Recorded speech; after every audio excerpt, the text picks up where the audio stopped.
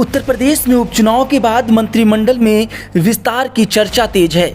जीते हुए विधायक और संगठन के चुनाव के बाद प्रदेश अध्यक्ष को मंत्रिमंडल में शामिल किए जाने की संभावना है, पर सवाल यह है कि किन चेहरों को मंत्रिमंडल में जगह मिलेगी। उत्तर प्रदेश में मंत्रिमंडल विस्तार की चर्चाएं एक बार फिर से जोर पकड़ रही हैं।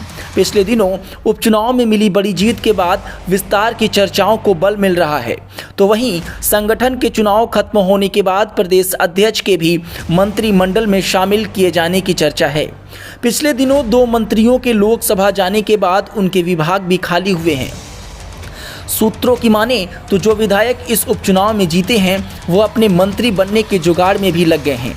वे अलग अलग पावर सेंटर पर भी मिलना शुरू कर दिए हैं और इसके साथ ही सहयोगी दल निषाद पार्टी और आरएलडी भी मंत्रिमंडल में अपना कोटा बढ़वाने की तैयारी में है।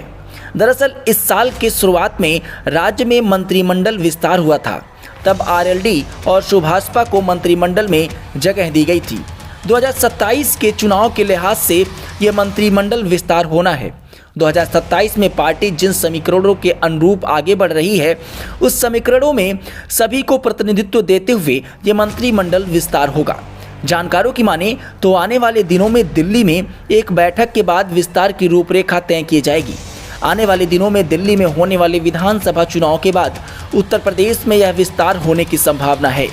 उपचुनाव में जो विधायक अच्छा किए हैं, जिन सीटों पर लंबे समय बाद भाजपा ने जीत दर्ज की है, उन सीटों को विधायकों को मौका मिलने की उम्मीद है।